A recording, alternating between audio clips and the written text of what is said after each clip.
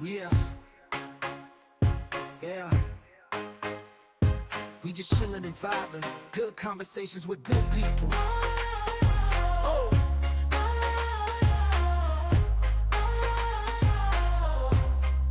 good conversations with good people. Yeah,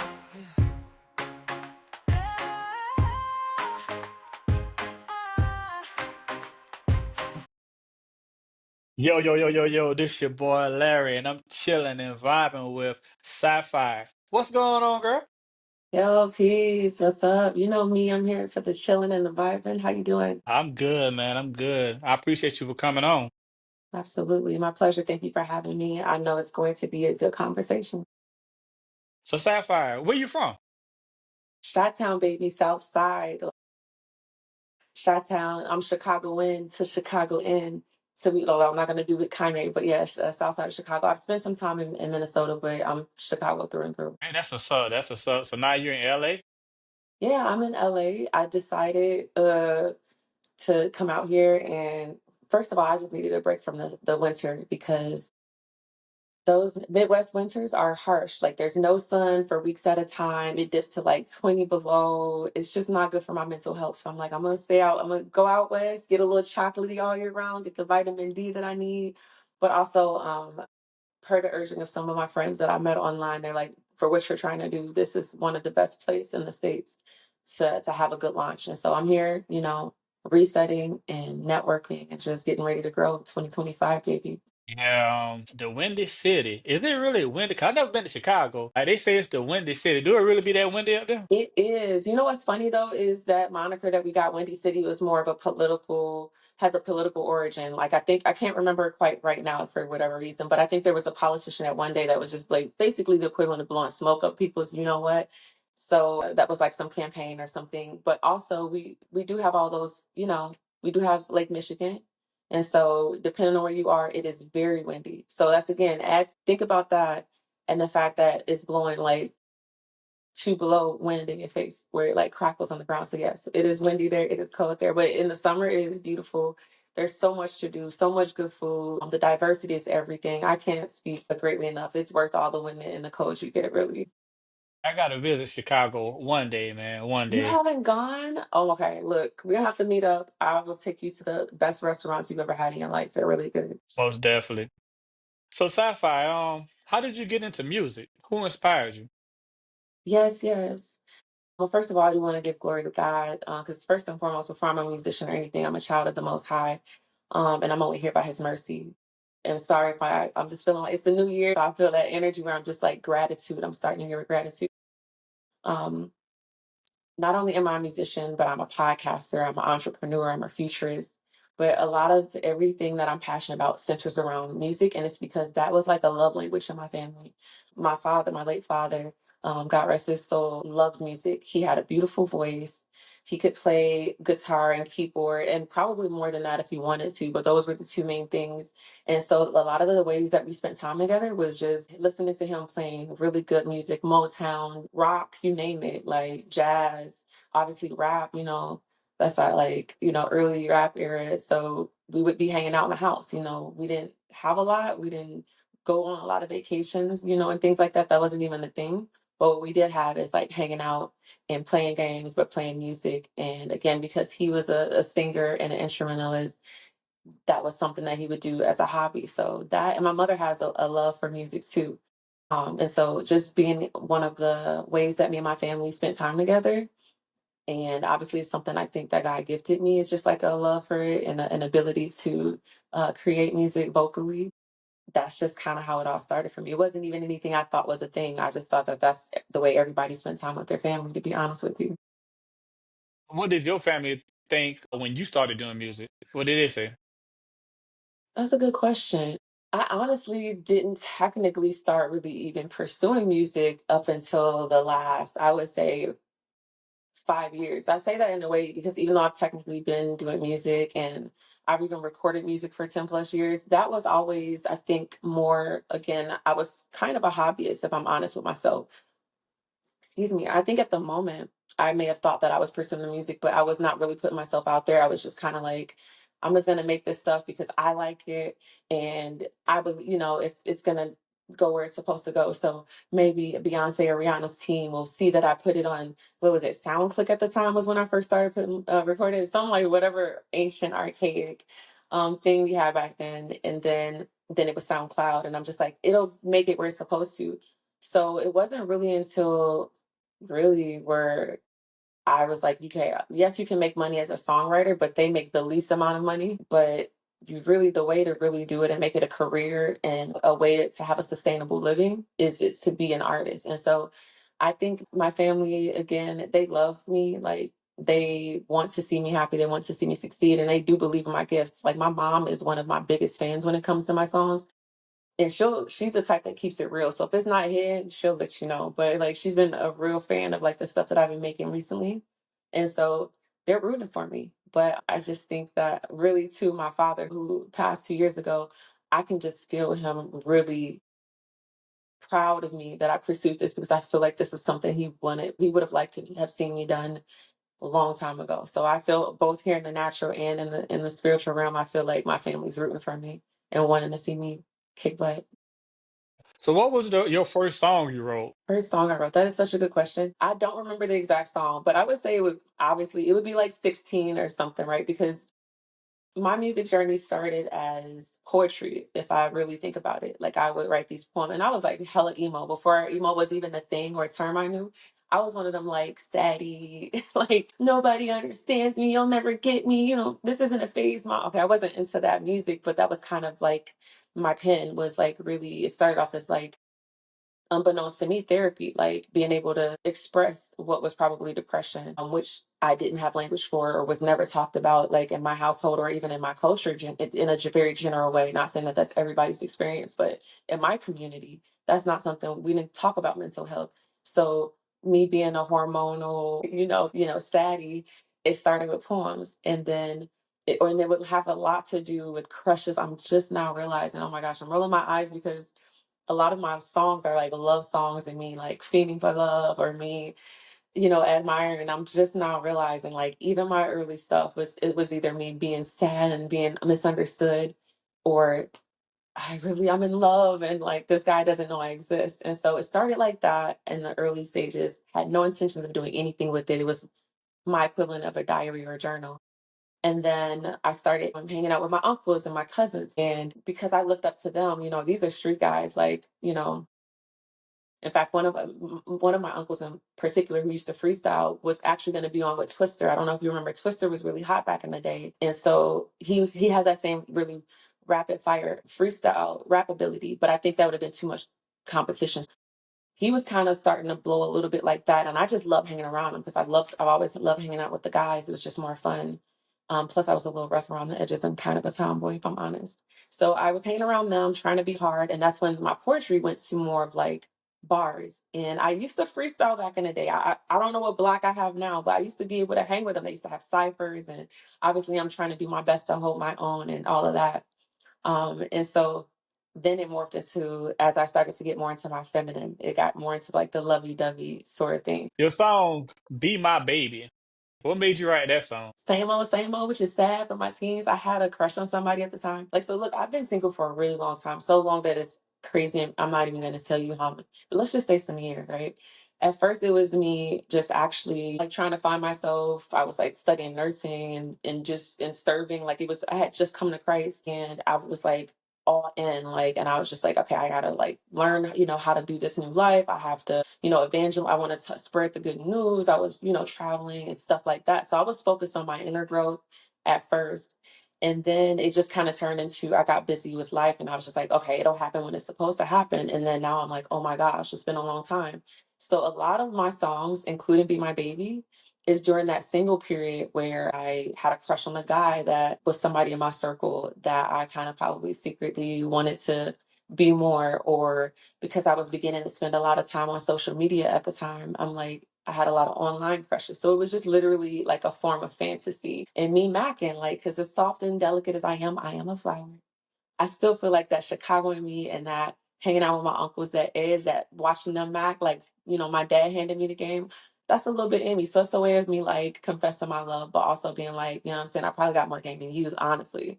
But that's where Be My Baby was birthed. It was just fantasy, it's me trying to make sure I keep my max skills tight in case I gotta, you know what I'm saying, talk to something. Oh, yeah. So how you feel about it being in the Billions Club?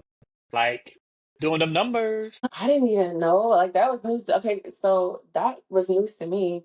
I know that's wild, first of all. But I mean, to me, I would love to see. That's the thing with streaming music and being a musician, and why I'm sure we'll eventually get to it. Why music on the blockchain is so important because you can have billions of streams and all that, but these platforms, it's a vacuum. A lot of artists aren't, and even the big artists aren't seeing any money from it, and that's why like being able to be independent, be like a Lil Russell or anybody else, where you control, the payment, and there's not a middleman, where they don't even show you. Not only are people not getting paid, nobody even really knows like where how much money is actually being brought in from streams and any of that. So yeah, that was news to me, but I would love to see that same thing for everything that I do now because the music that I'm making now is even better than that stuff that I had. Your song "Ride Your Wave." What made you write that song?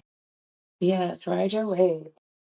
I have such and I don't know, am I hearing things? Is there a TV or something? Or am I Nah, you hearing? good. You good. Okay. Okay. Ride your wave. It's a bittersweet because I love that song. And that's kind of like my coming out as far as my new musical journey and me walking at my station as more than just a songwriter and and not hiding anymore in the bushes. This was like my hello world. This is who I am as an artist, and this is the type of stuff I love to talk about. I love to talk about love. I love to talk about romance, and I love to talk about removing the scales from your eyes, if you will, and realizing that there's a whole nother world. So if people will pay attention to the lyrics, like it's really about like quantum love or like a very metaphysical form of like of connecting with somebody. And I know it's like ride your waves and it has that like metaphor of like, swimming, and that can mean anything from just like gliding with somebody to sexually being like that, being drifting in the ocean. But there's really too an underlying tone of like frequency waves. That's kind of what I'm talking about too, and how like we always talk about, oh, they got good vibes. We're talking about good vibrations. We're talking about frequency. And so there's layers to this song, and it came about because I was talking to one of my really intelligent friends who is really into the meta stuff. And you hear him talking at the end of the song about being in the present. And we were literally just having a normal phone conversation. We used to spend hours on the phone, having these deep, profound conversations, and I miss them. But essentially, we were talking, and something came over me. Holy Spirit was like, record. And I'm like, first of all, I'm like, it was so random because this was just me hanging out with my friend. And I asked him, I was like, do you mind me recording this conversation? It's really good. And he's like, without skipping a beat, he's like, yeah, sure, go ahead. So I recorded it, had no idea what that was for, or if I would even revisit it. Because how many times do we record something and it just sit on our phone? So then I would say probably within a few weeks later, I was listening to this artist, or this producer who I love, Yogic Beats. He's immaculate. I hate to say it in a recorded thing, but I'm not a hater. I'm a share because he's so talented and so soulful. Yogic, Yogic Beats. I can listen to anything he makes and vibe with it. So I was vibing to that. And then a guy that I had a crush on again, surprise, surprise, who I was I had connected with this person. I had never met him. Wasn't even at the time I didn't think I would really meet him because he was on a whole different side of the world. But we were so similar and we just got each other and we both kind of opened up to each other in ways that we would normally not let others in. And so for whatever reason, these lyrics started coming to me because again, I had a crush on this person and I couldn't explain it, but it felt deeper than a crush. For a long time, I thought it was a soulmate situation, but it was really kind of a situationship that was very complicated that I'm not going to get into. And then as the lyrics started to come, this conversation I had about the being present came over and I was like, oh my gosh. Like, so it just kind of all melted together, but it was organic. It was both a combination of me experiencing for the first time what I thought was, a soulmate or quantum love or something that was based on some frequency or some wave that had to be above and beyond the norm, mixed with this new awareness of being in the present based on a conversation I had with a friend. So that is Ride Your Wave. So I love that song. And yeah, that's my jam. How was your first performance? Or when you had performed live, what was that experience like? Yes. So believe it or not, again, because I was hiding on this whole time, the only live performances I've had at the time were like open mics or whatever. I don't even count karaoke's because everybody and their auntie does that. Um, First performances really were open mics, and sometimes they were freestyle sessions. They were really intimate, so that was fun because you can get lost in the sauce without holding back. But this year I was a part of a festival, and in Syracuse, New York, I just keep it generic like that. It was a great learning experience, I would say.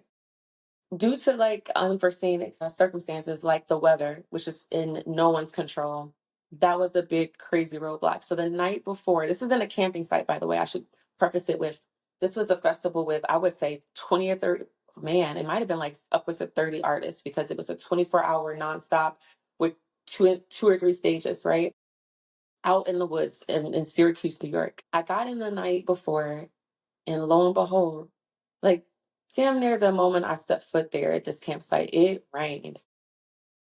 And it rained like it had been a 7 year drought. And so like it rained nonstop. And then the next day, like it, we were kind of hoping for would it subside. So everything got delayed a little bit, waiting for the rain to subside. And then when we realized that it wasn't letting up and everything was muddy and gross, they started setting up. So everything was probably 3, 4 hours behind schedule. Mind you, this is a Web3 sort of thing. So you have a lot of, for those of you that don't know, there's what we call them degens. They're very not only just anarchists and about getting out of the normal fiat system and all about blockchain currency, but they're free spirits. They would be like the modern day hippies. So they like their plant medicines. They like their leaves and their mushrooms, and we'll keep it at that. So this is like 5 hours late at this festival at this point. Everything was muddy.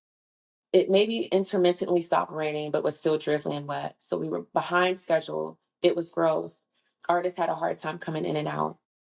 And so by the time I was supposed to have like performed at like 5 that evening, I didn't get to perform until midnight or later. I can't even remember now. It was such a blur. And mind you, by then people were tired. Yeah, it was crazy. People were stoned. And so it was a few people there. So I was very disappointed as a first performance. Then also to find out that my live tracks, my backing tracks were never downloaded by the person organizing it. So with no Mm. Wi-Fi, because we're out in the woods, I was trying to send my tracks over, and I only had like one live track with me. I had to sing over myself. So I sent him what I had, which was just previously recorded full tracks. So I had to sing over myself. It was late. People were tired. There was probably only like 2 dozen people there left at that point. And then the sound guy, because he had already been there for 6, 7 hours, was gone. So even though the mic was crappy, I sang through my first 2 songs with like barely any volume. But when I tell you, this is what I'm saying, favor is crazy.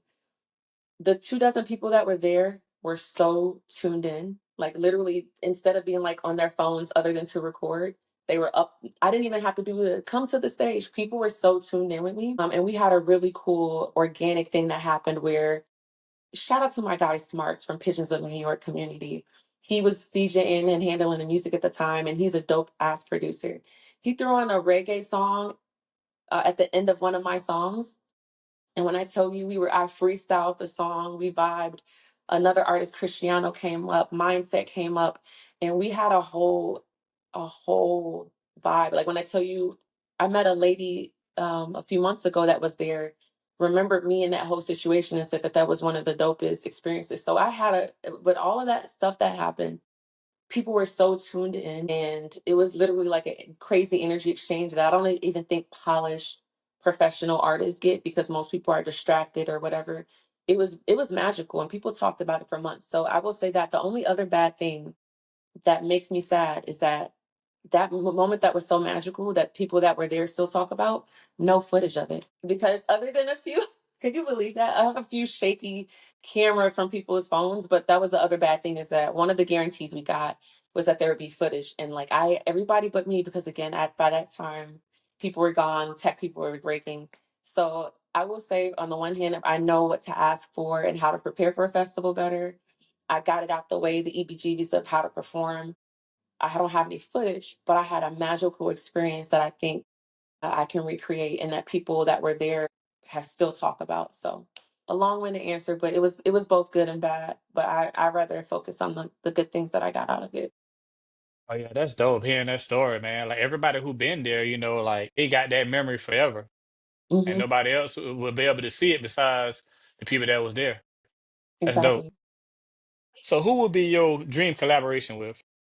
Man, it's funny because I would say just because they are my inspirations, and it's not even about like if it's mainstream or not, like because I know where music is mainstream, music is on a different vibration, but I grew up listening to a lot of different things. But Sade and Lauryn Hill, I would say, are like my biggest inspirations and people that have like inspired me, and I think a lot of people have told me that, and like they can sense it.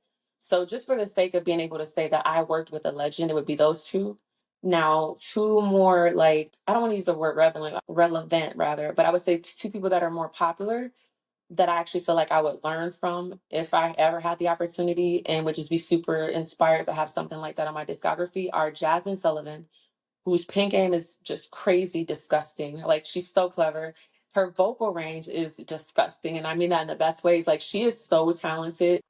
And I would be actually probably very nervous if I'm gonna be frank to even collaborate with somebody like that or have a jam session. But I feel like she has a sweet spirit and is mad humble. And if she saw like my vibe and my potential, she would be like very approachable. So Jasmine Sullivan and her, another like talented person. And they both another thing they have in common is they're not in any drama. They come in here, they make their music, and you don't hear nothing else about them. And I just love that positivity. So yeah, those would be my dream collabs. Yeah, those two dope artists. For real, for real. Your fitness journey. How often do you work out? Man, I'm gonna be straight up. I used to love working out. I'm thinking I'm more of a group workout type of person, but I would say right now I'm working out probably 2 or 3 times a week, but it's lightweight. It's literally 20 minutes, 20 to 30 minutes, I would say, of like targeting two body parts. So I'm either doing abs and upper body or I'm doing abs and glutes. And then I walk 2 to 3 miles a day, I will say. Probably 5 to 6 days a week. But I'm not doing anything crazy. I think I do want to in 2025 either do pole dance workouts just because it's fun and sexy and it is a really hard thing to do. As sexy as it is, like I've tried it before for a workout class and man, arms, you gotta be strong, you gotta be ready for some bruises. And so that would be fun in a like feminine way. Or I'm thinking going the other spectrum and doing some like jujitsu or something like that, some sort of martial arts. That's what I'm thinking I might hit my fitness journey for this year. I told myself I started today. Okay. I started the year off right, went to the gym, did some Okay. chest, arms, abs, Okay. got That's in why the you hot sitting tub like for a this a little little bit. bit more. Yeah, That's why you doing that. I done had to bulk up a little bit, but yeah, yeah, I told myself also, man, I got to get back into working out, and I'm doing the Yeah. same thing, 2 to 3 times a week. Good. With everything else I got going on, I'm gonna at least make 30 minutes, you know what I'm saying, to get a little jog in, do at least 100 push-ups, and that's my goal to do 100 push-ups a day. So, what I'm saying, when I come out to Chicago, I'm saying, be walking with you, swole Good. up and all. We trying to have people heads turn, you know what I'm saying? Now, are you keep in mind too? You have to is diet too. So are you watching your diet? Get your water in too, because that's another thing But I yeah, think we want. The fitness journey, people think it's just about having that bubble or having the muscles, but it's like I don't want to be a house of cards. I want to actually be fit and health. That's one thing I can glorify God for. I have great health. There's some other areas that I'm like, all right, Lord, in 2025, let's work. Can we do this differently? But health wise, I'm grateful for health. Like I've learned, and I think we all have after COVID, health as well. So I don't want to be a house of cards and be looking fit and sexy, and then body be all messed up. So I'm drinking 4 liters of water a day at minimum. I'm trying to eat clean. I do eat relatively clean, but I'm a snacker and I could do better with that. And so, yeah, eating good. And I'm really, I like my supplements. So, get your 100 push-ups in, but make sure you're getting your water in and then sleep. Sleep is so underrated for recovery. So, yeah, congrats and big up to you on starting that journey today. right now, sleep, now that what kills me because I rarely sleep. Like when I say rarely, Yeah, because I'm always working, being a yeah, dad, working 10 hours yeah. a day, doing the podcast. But like that's another reason why I told myself too, I gotta slow down coming into the new year. Like I was dropping an episode every day, 7 days a week. So now it's dropping to three Oh days, wow. Monday, Yeah. Wednesdays, and Fridays at 8 o'clock Eastern Standard Time. Make sure Yeah. y'all tap in. Yeah. 7 days, man, I was doing it, but I just realized like I ain't had enough time for myself. Putting all my time into the podcast, working, my Yeah. daughter, and I didn't have time for myself to even work out because like every day I'm shooting a podcast interview. But now, I'm comfortable where I'm at, so I'm gonna step back. Or we doing 3 days a week, and I'm gonna work on my health, like you said, health as well. So It working on that is. a lot this year. Mm. Well, big up to you, because like that's a lot when you're the king of the castle and you're grinding and you're trying to be a provider and you're being creative. Like the thing you hit it is like consistency, and even 3 days a week is consistency because you can't keep serving and going at that time and not think you're going to eventually burn out. And then what does that put you, your family, and your daughter at? Then if when you hit a hard stop because you can't go on, that's a bigger slowdown. So I love that you are focusing, because that's a key word for me too, is not doing too much but being more focused on it. 'Cause I'll get a lot further, I think, with minimizing the noise and hitting it. When I hit it, if I go from every day a week like you're going to 3 days a week at something, it's going to be that much more potent and it will propel us. So cheers to being propelled to the next level with less support. Oh yeah, and you said about eating, like I'm a salad type of guy. Like my Okay. mom, she talking, you talk about you like a rabbit, but I like eating Okay. salads, man. Salads, Okay. fruits. And Yeah. I'm starting to intake a lot of water also. Like I'm back on Yeah. drinking water, like a lot of water. I wasn't, but I'm back Yeah. on it now. And try to eat an I apple know a that's day. okay. But they Does say it that. keep the doctor away or no? Is it That's what I'm true? about to say. That's what I'm about to say. One apple a day keep the doctor away. Most definitely, it's helping. It's helping. So which one you prefer? Working out, dancing, or walking? Without a doubt, dancing. And I'm not a person that can necessarily like do the choreography and all that. I probably could learn it. It would just take me a little bit longer. But it's just something about movement. I feel like that's like I notice I do it naturally when I'm in when I'm experiencing emotion, when I'm really involved in something or really enjoying something. And I'll give you an example. Like literally, it's embarrassing. I've kind of become like learned. I'll still do it, but I catch myself and I'll stop myself. But you know how little kids, they eating a little popsicle or a bomb pop and they start doing a little happy dance. I'm literally my grown ass will be eating something, and if I'm really enjoying it. If I'm not like if I'm in a conversation, especially and I'm not paying attention, before I know it, I'm like doing a little happy dance and I'm rocking and stuff like that. Also when I'm making music, especially if it's more, more sensual, or it's about love or romance, I notice too by recording content and stuff. I didn't know I had these habits, but I've noticed that I'm rolling, I'm rocking, and I feel like that's just natural human nature, especially if you come from a tribal culture, like a lot of people from the African diaspora. A lot of a movement has a lot to do with how we prepare for war, signal war, celebrate, spend time, so I just feel like it's just natural. And so when I am in the most flow is when I'm acting what comes naturally, and movement is so natural. So I feel like dancing is more engaging. Plus, if you're intentional, you can technically in a dance workout hit every part of your body. You can, if you're intentional about, tensing up your arms and squatting down as low as you can and really squeezing. So you can get a full body workout from dance and not even feel like you're working out if you're having a good time. So that would be my preferred route. And that's why I was saying the pole dance just adds an extra little flavor so that when God sends my husband, I can, what I'm saying, All keep things a right, little entertaining. So, yeah, you got to dancing do for that. me. Yeah, look, I've waited too long to not have a good time. And I know that, right? So, like, okay, what is your end result for 2025? What's your fitness goal? You working out, what you plan on accomplishing? Yes. Okay. Um, mobility. I would say my actual challenge for myself is increased mobility um, because I do have like such strength.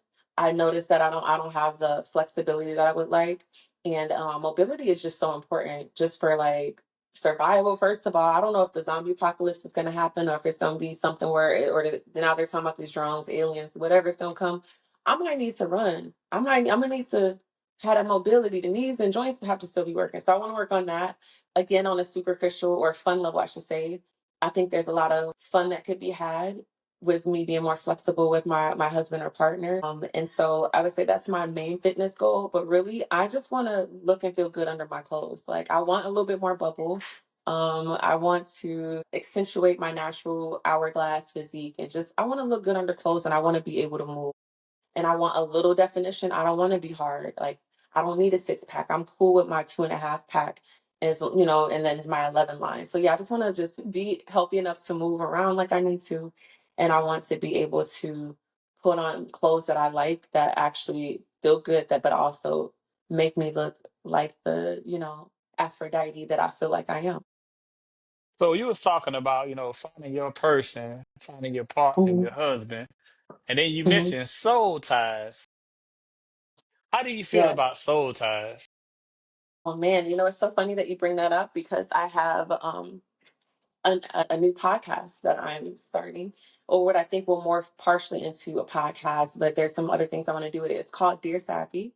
And right now, because this is more of the beta, I've been on broadcasting on X, which is Twitter, and an app called Arena. But I've also been streaming to my Twitch. I'm testing that out. And I have some plans for that. But our second episode was literally on soul ties. And so with soul ties, I definitely think that they are real. I think they are a neutral thing because I find we find soul ties in the Bible on both, they talk about two flesh becoming one. We know the story of Adam and Eve, whether you think that's, especially if you think it's allegorical, it's about that two, if you don't think it's literal, at the very least as a metaphor, two people are one, right? So I think soul ties in general, that's just the consequence of being connected with somebody. But I do feel like they could be good soul ties, right? People that you are meant to be connected with, and bad soul ties, people that are maybe toxic, that are traps, that are distractions. And I don't even think they have to be sexual. I feel like soul ties and connections can be with somebody of the same sex or friend or cousin or somebody you care deeply about, where you feel them thinking about you, where you have the deepest empathy for them, and where you feel like your journey in life is directly tied to them. And that's a little bit about what going back to Ride Your Wave, that song was inspired by somebody that I thought at the time that I was tied to in the spiritual realm, even though I had no logical reason to feel connected to them. So soul ties are a real thing. And so we have to be wise about who we spend our time and more importantly our bodies with, because unless you do get deliverance or you cast it off you, you are connecting with probably more people than you think. So do you believe in love at first sight? I want to believe that because I'm a very hopeful romantic. So I'm trying not to be, because can you tell that so-called soul tie didn't necessarily, I mean, like it could be in a to be continued state right now, we'll say, but for now, let's just assume that it definitely didn't end with a happy ending. So I'm trying not to let that recent experience skew my belief in love at first sight. I've never experienced it. I have had a close friend, Callie Speedway, shout out to her, dope artist, who says she's experienced it. And so for myself, because that was my fantasy when I was deciding to be celibate and single for those years, I honestly had a fantasy of meeting somebody at the grocery store, at a park, or at a festival. We lock eyes. And part of me kind of knew, again, that was a fantasy and me watching too many Indian Bollywood movies. But part of me just like wanted to open my heart up to that being so I think it's possible. I haven't experienced it, but hey, 2025, future husband, when we lock eyes, we're gonna know. I'm gonna still be walking, and you're still gonna be walking, and we're gonna turn around and we're gonna connect. So it was said here, this is the result of chilling and vibing is you speak those things into existence. So And that's what you got to do. I'm a hopeless romantic guy too, man. I uh love loving, I love being in yeah, love, being in a relationship and everything. It just, lately it I haven't been with the right person, I feel. yeah. Everybody got their person, and I just feel I haven't met mine yet. So, Do you feel like you've actually been in love already though? Or is it just something that you still haven't had the opportunity to experience? I actually, I think I actually have been in love with someone, but I don't think I have actually met someone that been in love with me. I got it. Got it. Touche. Look, Like, talk about it. Yeah. I mean, like I'm the type of person, I'm gonna work hard, I'm gonna try to provide, I'm gonna try to be there for you, physically, mentally. Like I don't want my woman stressing. So whatever I gotta do to provide, to take that stress off her back, I'm gonna do it. And I don't Yeah. feel, like me doing that with my past relationships, it was appreciated. Mm. And hopefully one day my queen, It will. she'll arrive and what I'm saying, like we will know, man. I always told all my past relationships, it's not hard being in a relationship when you're with the right one. Right. Right. It's only hard when you're with the wrong one. So I guess That's the I've truth. been I've been having a lot of wrong.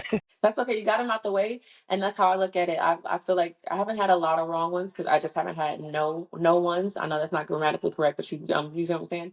But the waiting or the having the wrong ones is just us refining ourselves and being even more ready for that person. And we can only pray that they're doing their work too, so that not that it'll be perfect, but when we do meet them, we're gonna have a greater appreciation because we have gone so long without them. And so when those times do get to that point where the work part comes in and it's not just the romance and the ooey gooey feelings, I feel like we'll both be more inspired to push through that, to be a little more selfish, to give it our all because I remember what it was like when I had that wrong one. I remember what it was like when I was waiting, twiddling my thumb.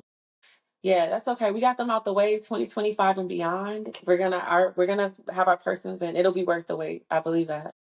Oh yeah. And it's all about I'm big on communication, man. Like Yeah, you got to communicate. If you feel certain type of way, let me know. Let's talk. yeah, Granted, I might not agree with it. You might not agree with what I got to say, but if we can talk about it and come to an agreement. But a lot of people don't want to do that now. They'd rather go talk to their home girl or their homeboy and tell them the issue when you should just talk to your partner. yeah. No, that's true. Yeah, and a lot of people don't do that, man. Like I had some homeboys I know, they going through stuff with their ladies, and they telling me about it, and I tell them, tell her, let her know how you feel. I can't. I'm not in y'all relationship, man. Y'all got to talk that out. If y'all talk it out, y'all got to communicate, man. That's all y'all got to do. I mean, granted, she might not like what you say, but at least you express yourself and let her know how you feel. Right. I know that's right. Communication is key. So cheers. Look, we're gonna be touching and agreeing on a lot of stuff. Cheers to excellent communication in 2025. Oh yeah. So how long have you been into crypto and NFTs? Yes. Okay. So officially, I've been into crypto since 2013, but I'll tell you what happened. I've always been an early adapter and like I'm always a big picture thinker, even though I don't always understand why or I don't fully get it. I just get that intuition that has always told me this is cool, this is something you should pay attention to. So in 2013, I heard about Bitcoin, but I also heard about BitConnect. Now, I was working on my mindset, coming out of a poverty mindset that I didn't realize I had. And so that resulted, I think, in like a very overly anxious, like when you act out of poverty, a poverty mindset, there's a lot of things that happen that you don't realize. Like one, some things that might happen for people are you secretly kind of envy the rich. Like, and what I mean by that is without knowing it, you could be like, you assume that they're evil, or you kind of say things about people that have money without realizing that some of them, I mean, there's a lot of people that have silver spoons in from their mouth, but there's people that have worked for it, that have earned it. There's people that are millionaires and billionaires that do good things. There's a lot of people we hear in most, as more in the news, more about, and especially in recent times, the billionaires and millionaires are doing wicked things, and the system is, surprise, surprise, based on a lot of wicked things. But not everybody that is wealthy is evil. So I was working through that. Also, you tend to like want to have get get rich quick schemes, or you want to move fast without something solid, which I think is a form of greed. And so I realized when I had this opportunity to like Bitcoin. This is before the people knew what it really was. This is before the whole pizza thing where the guy sold it. Like this was really really early on. It was brand new. I can't even remember how I stumbled upon it, other than many moons ago I was in finance and annuities and sales and financial planning. And so maybe somehow I don't know how I stumbled upon it, but because I was in such a poverty mindset, even though God had given me the opportunity to be really early, and even if I started small, invest in this thing, I found BitConnect. And so anybody that is not familiar with it, if you want to laugh, put on YouTube BitConnect, and you're going to see a guy making an ass out of himself, bragging about scamming people, because BitConnect was a scheme. It was a Ponzi scheme. And so I put what little resources I had into that, because even though my gut at the time was telling me this is too good to be true, just, don't do it, I was thinking about the quick flip. And so it wasn't a lot of money it may not be a lot of money to some people at this time, but especially then, $1,000 when you were living check to check is a lot of money. So I invested the money I had into BitConnect, only a few months later for it to be a scam. And then in my mind, I'm like, this is all a scam. Cryptocurrency is a scheme. It's a trap. Like, don't do it. And so I left crypto alone for a very long time. Fast forward to like 2018, 2019, I reconnected with a long lost friend of mine. Shout out to Travis Miller, Tizzle, aka Tizzle. He's a producer, but he's a hustler. Like, he used to be a street hustler, but now, like, everything from real estate to anything, he always has his hands on the pulse. And so we reconnected on some, hey, how you doing? How you been? Sort of stuff. And he let me know.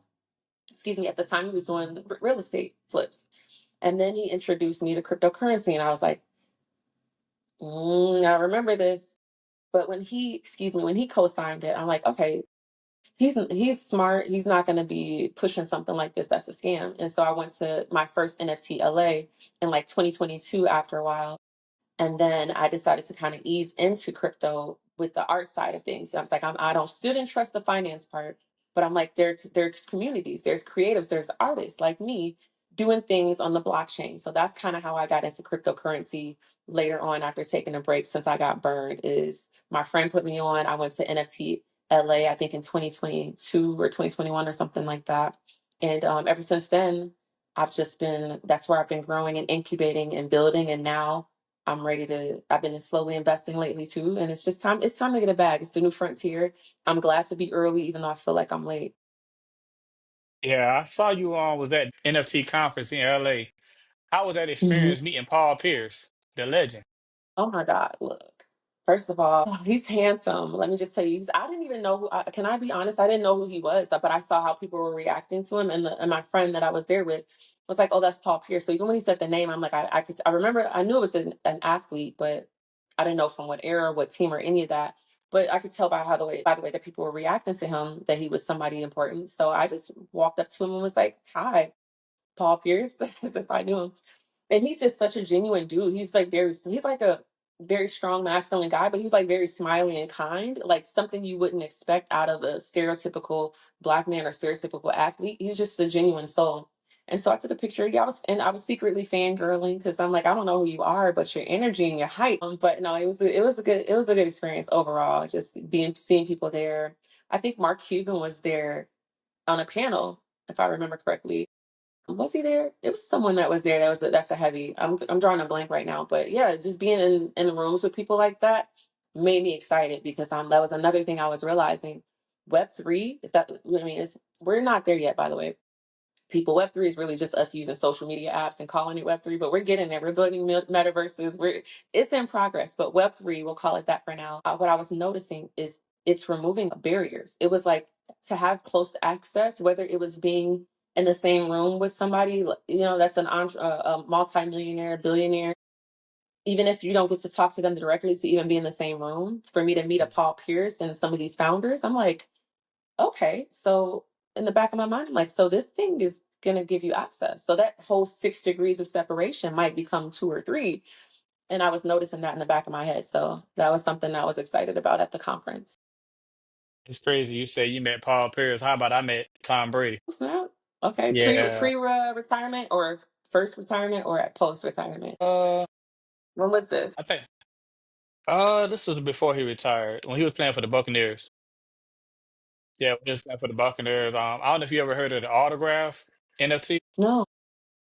Yeah, he had his own NFT project out with autograph, and it's crazy because I got invited to the event, in Tampa, and then I got there and they said, Larry, yeah, you come here, you over here, you got chosen. I'm like, got chosen, I'm feeling special already. Now I'm here, I'm about to meet Tom Brady, but I mean, I got chosen. Okay, I was in a different section from everybody else, and I was actually able to go on stage. He called my name, Larry Oh, Mackins, wow.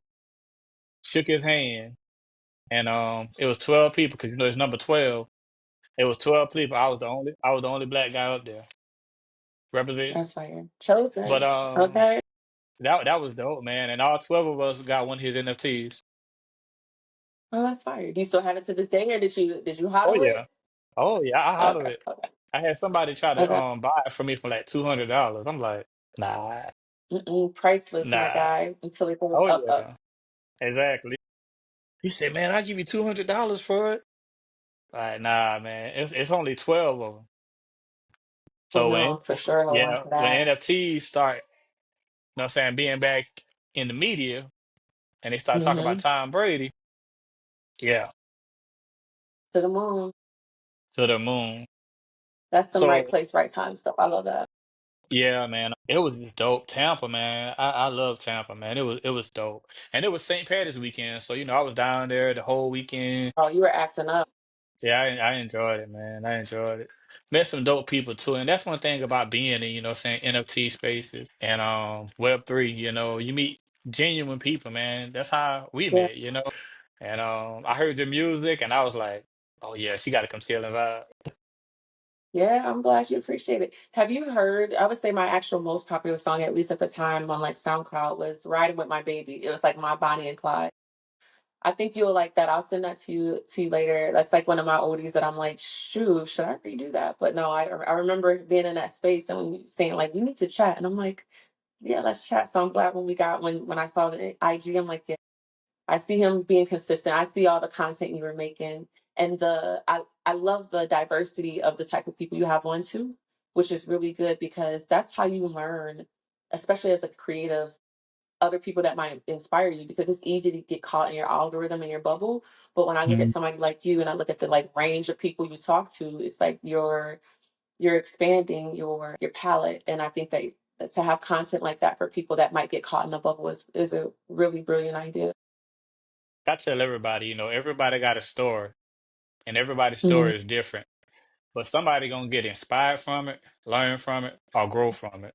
So why not have Yeah. different type of people come on my podcast and tell their story? Which one you like the most, Marvel or DC? I'm going to say with the disclosure that I don't get super into that stuff anymore.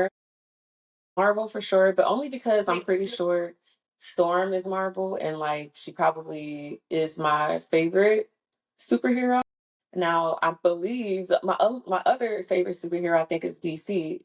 Is Wonder Woman. I know it's super old school, but I feel like so Hmm. it's just like I'm torn. But I'm gonna go with Storm all day just because she seems badass, and who doesn't want to be able to zap somebody in the butt when they make you mad? Not that that's how I'm gonna use my superpower I unless you don't know. deserve it.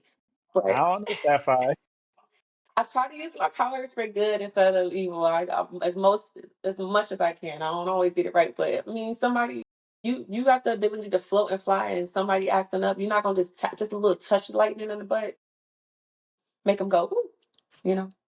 You gonna tase them right quick, huh? Well, somebody. So Culture Talk podcast. What made you want to start your own podcast? So that's actually so I didn't start it. I That's actually Fred Frenchy. Shout out to him. He's the CEO of the Kosher Cars. He's also international manager of Mike Tyson and some other talent. He throws on like the Juicy Fest and all of that. Super well known in the music industry, especially. But he had this NFT project. It was a digital collecting a collection of cards with some of the movers and shakers of the industry. And so I got involved with him and his project, and then he had a mixtape. And so in the midst of like this mixtape with Rodney Jerkins, I just got closer to him, and he's just like needed somebody to take over the podcast that was going. And I'm like, oh, are you sure me? Because at the time, again, I can always tell you guys that this is all brand new for me. I'm introverted, probably was a little shy back in the day. I've since worked through a lot of stuff, and I wouldn't consider myself shy anymore. But I am still private and introverted. So at that time, I was kind of just getting out of that. And I had been hosting my own Twitter spaces and things. But even then, for the longest, I was hiding behind my PFP. Nobody even knew what I looked like for the first year and a half because I was like really trying to gain my voice and just see how safe it was to be myself, but also figure out what is my role. Like I know some of my strengths and my talents, but how does that translate in this new world? And so I came across Fred Frenchy. We connected on the Culture Cards project itself, and I wanted to see that grow. I really became a pillar of that community and actually helped build that community. So it was only natural that this podcast, when he said, "Do you want to do it?" I was hesitant at first, but then I'm like, this is a great opportunity to do something I love to do, which is to get to know people. So what you're doing right now is my jam, and it's actually my comfort zone. I want to know more about people's experiences. I want to know what you've gone through, what motivates you, because like you said, I always learn something, and people always have overcame something that inspires me to keep going, or like be like, damn, we need to spread this news. I was like, okay, not only do I get to practice those skills, but I'm rubbing elbows with some heavies in the industry. And I'm personally not a star chaser. Like I'm gonna treat A-list. I'm gonna treat Exhibit or The Game, for example, that I've interviewed, or Shaka Bars, with the same level of respect I'm going to show you or a stranger on the street until you give me a reason not to.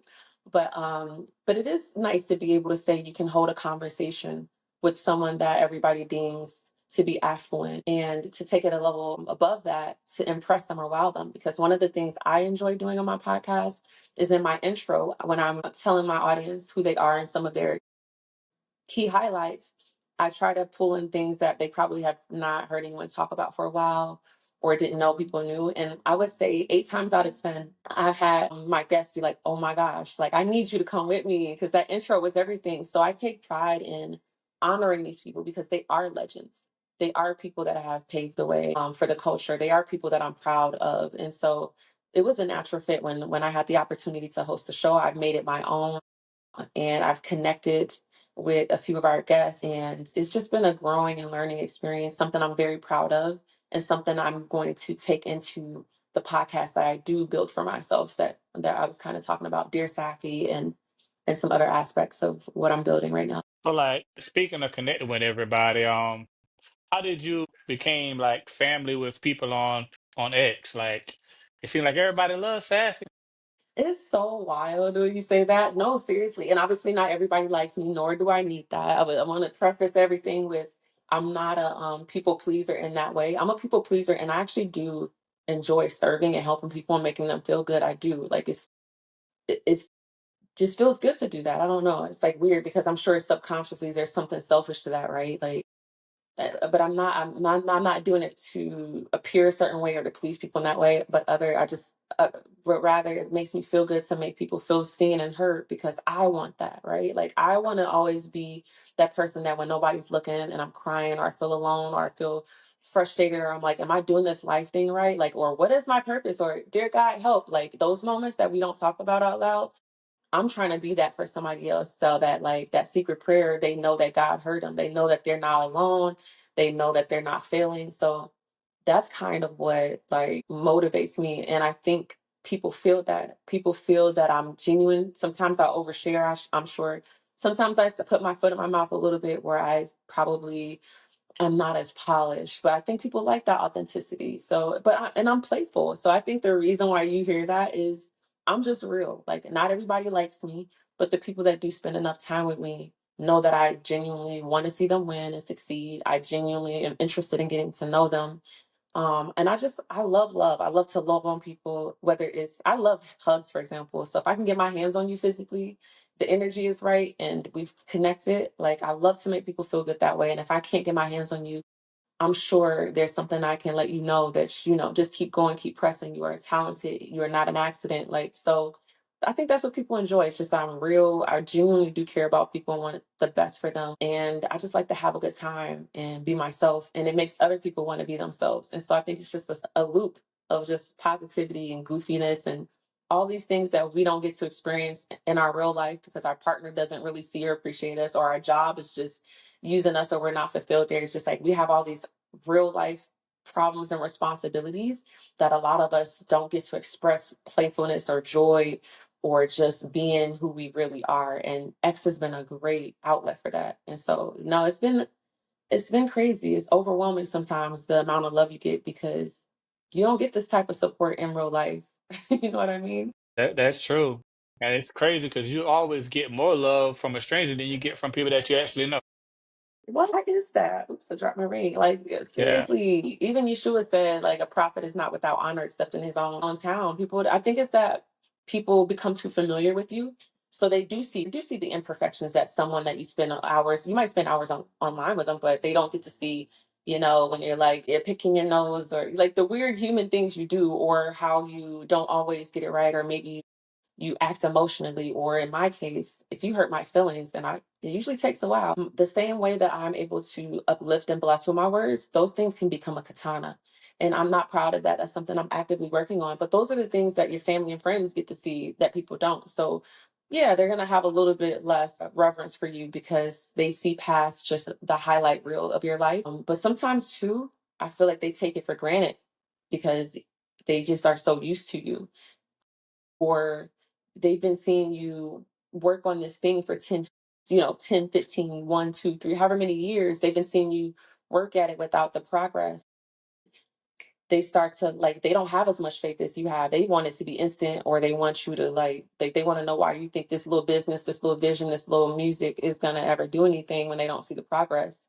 Not realizing that like a lot of the people that make it, what we didn't see is the years of failures or lessons or rejections and toil. So they're just too close for comfort. So I stopped taking it for granted, or stop taking it personally, rather, when family and people that I want the most to cheer for me are not moved. I'm just like, all right, because I already know when it happens, y'all gonna be right there. Like you were there from day one, and I'm gonna Yeah. bless you anyway.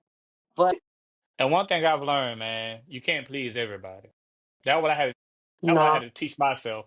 You can't please everybody. yeah, You're gonna have people that like you. You're gonna have people that don't like you. But at the end of the right, day, you gotta keep pushing. yeah, Cause and be people real gonna too, talk. because that's one thing. Oh, I'm sorry, So I said, people gonna talk, whether you're dead or alive, good or bad. So you might as well keep on pushing. for sure. No, for sure. And you don't want to be propped up on it too. So like, I don't want to. I enjoy it. Like, I literally be sometimes when they talk, I'd be literally blushing. I don't just say that. I'm like literally trying to hold my cheeks because it just feels like, oh my gosh, like it's weird because there's some people that are disingenuous. Like, let's say, like, let's be real. Some of the people that sing your praises, you can kind of feel that it's not genuine, or if there's an ulterior motive. But when you have somebody that's like saying something very specific that has touched them, it's like, oh my gosh, you feel very seen, and you're like, oh my gosh, you actually get me and appreciate me. And it could be overwhelming. And I appreciate it, and it motivates me on the days where I don't necessarily feel like I have a lot to give. But I don't want to ever be externally motivated, because when that changes, because unfortunately, people have a tendency to root for the underdog until the underdog makes it for one reason or another. Maybe it's because it makes them, they can't relate to you anymore. When you're an underdog, it was easy to relate to you, but I don't want to ever be dependent on that. So if it ever stops, I know my why. I know the person rooting for me the most is Abba God, right? And he sees the nasty parts that I don't even know that I need to work on. So if the creator sees me and loves me, that's what matters the most. And while I would love to be accepted, and that's still something everybody I think wants to a certain level, I don't want to ever be dependent upon that. So if it ever changes, I can still go on and be my true self. And so I don't ever want to compromise who I am and who I project myself to be, because it just takes too much energy to be fake. And then why be miserable when I could be myself? I'd rather have people rock with the real me and it be a few people versus please a lot of people and it's inauthentic, so that when I can't put my mask on that day and you catch me slipping being somebody else, you don't really mess with me. No, I'm good. I want to be myself and be there for the people that's meant to rock with me, and also not be dependent on it. So if you rock with me, I'm gonna pour into you and we cool. But if you decide you don't root for me anymore, that's cool too. I'm gonna be okay. So that's how I look at it. I want to tell you, I appreciate you, man. You really gave me some motivation when you had made a comment on one of my posts when I was with my daughter, and you was like, "Yo, I love that." That really, what I'm saying, really motivate me, showing me like being a single dad, I'm doing something right. Spending time with my daughter. I appreciate you for that.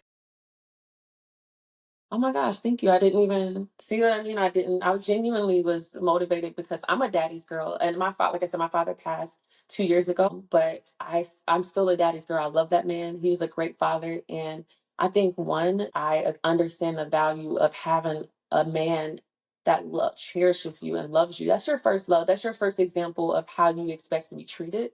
So I understand the value that has having being on the other side of that. But also too, I know you, I didn't know as much about you at the time, but I knew you were working. I knew you're hustling and creating. So to me, to still have your priorities and to be able to show that we need more images like that because there's always the stigma or the stereotype of the deadbeat dad or the black absentee father. And I'm like, nah, here's another king that's showing up for his princess and showing y'all that you can. It's not easy. I'm sure you have your challenges in your days where you're tired, but here's an example of a man showing up as a provider, not just financially, but like, you know what I'm saying, showing the love. And we need more images like that. And it makes me miss my dad, but it also makes me appreciate him all the more. So I'm always going to show you kings out here doing that love because you deserve it. Appreciate that. And like she motivated me, man. She got all A's on the principal list. She's a good kid, man. And Okay, you smart. know, I grew up, You so I done didn't good. have my dad in my life, and I always told myself that I will always be there for my child. I mean, granted, me and him got a Yeah, communication now. We talk now, but growing up, I barely yeah, saw him like that. But man, that put a yeah, little hole in my heart. Like my graduation, he didn't come. Me playing basketball in high school, middle school, he didn't come. And that just made me mm, feel like, man, I know how it feel when your father is not yeah, there. So I'm gonna always be there. yeah. Yeah, so that won't be like the cycle stops here. We're not doing that with this generation and beyond. I love that. That's we're the generation of chain breakers and dang, why we gotta be the ones to bear the weight? But like bless you and like I feel the same way. We're not going to repeat the cycle of that anymore. That stops here with us, and as we do our healing work, we're making sure we change the trajectory of our kids and our grandchildren's lives, and that's not easy work, but it's important. So big up. Yeah. Yeah, Beautiful. we definitely gonna change that cycle. So, so Sam, what advice would you give Hmm. someone who's trying to do music? What would you tell them? Yeah. I would say the top things that I would give you as I figure it out myself. First and foremost, be authentic. Like remember why you wanted to do music, right? If you want to do music strictly because you feel like it's the path of least resistance and it's just strictly a monetary thing, there's nothing wrong with that. Come up with your strategy and execute. If you're doing music because you feel like it's your therapy or you literally don't have a choice, this was a gift that you were giving um, to to make an impact on the world, regardless of what level you achieve, whether you are an indie artist or you make it to the Super Bowl, like really lean into your authentic reason for why you wanted to do music, what your message is, and no excuses. Like no excuses in that we have all the tools we need. You can still leverage the getting signed and leverage some of the labels, although their control and those dynamics are shifting so that you maybe don't want to have them be your only thing. You can leverage that. But if you don't need to if you don't want to. Between blockchain, between all of these websites like even.biz, between most importantly social media, you can build your following and find your crowd and your tribe. You have promotion, you have all the tools within a TikTok app or an Instagram app to make content, to push yourself out there, to have the access to billions of people all over the globe. Really leverage the tools because, unlike previous generations, there really isn't a barrier to your tribe and your community, to streaming, to putting music out. It doesn't have to be perfect. You definitely want to obviously come with the best quality you have at the time, but get started. So be authentic to who you are, what your message is, what your brand is. Use the resources you have. It might be humble. You might only have the ability to shoot content on your cell phone, but push your music out there, share it with the world, and just never give up. Never give up. Never give up. I can't say this enough. Never give up. I've been pursuing so many goals, including being involved in the music industry and monetizing my music in some capacity for 10 years, 10 plus years now. Right? And it's ebbed and flowed. Some of the blockages and rejection was self sabotage or imposter syndrome. Some of it was just me not, doors just like closing. But the reason why I know I'm going to make it is because it's going to work where it's going to work, because I'm going to keep going. So never give up, never give up, never give up. If you have to reroute, if you have to change the direction, change the strategy, change your circle, collaborate more, pull back from collaborating more and focus on yourself. Just be you and keep going. That is literally all I can drill home. If God is with you, nobody can be against you. It's yours. Nobody can ever take it from you. So yes, with that, just keep creating, keep being light, keep grinding. And yeah, I guess I'll see y'all on the other side because we're gonna get it. We're gonna get Oh it. yeah. So where can people find your music at if they want to listen to it. Yes. Thank you. So I do have my first music NFT. It is still available on sound.xyz. For those of you that are in cryptocurrency, you can mint it. For those of you that are not into crypto or Web3, let's make it simple what it is. It's a one of a one. So you will get a direct download to a wallet that you can actually download the song for. It's on the blockchain. So you are literally stamping in history. When the rest of the world catches up, you're stamping in history that in 2025, you started learning about NFTs. You like my music, and you have this digital collectible of my song. Now you can also stream Ride Your Wave, a different version of it, on Spotify, YouTube, and Apple, of course, and wherever else you listen to music. And definitely tap in with me on my socials. I'm growing my TikTok, so I would love support there. Sapphyre Bardot, Sapphyre_Bardot. Same thing on Instagram. I spend a lot of time on X or Twitter as well, but I'm going to be rolling out in 2025 in this first quarter. In fact, my first single that's going to be a part of my debut EP. There's going to be a lot of cool things wrapped into it that will have some of the Web3 aspects to it, including an app that I'm making. I want to have an AI a compatibility app. So there's a lot of things rolling out. So really just follow me on all my socials. Listen to my music, but share it as well. You make content with it as well. If you rock with it. So yeah, Spotify, YouTube, all the things is Sapphyre, Sapphyre, like you see it on the screen, Bardot. And just be on the lookout because this is just the beginning of the journey. And anybody that's here with me from day one, I appreciate you. And who knows where we're going next. I just know it's up from here by the grace of God. But Sapphire, I appreciate you for coming to chill and vibe. But before we go, let everybody know what we do. They know already. We chilling and we vibing. Appreciate you. Appreciate you. Peace, love, and light.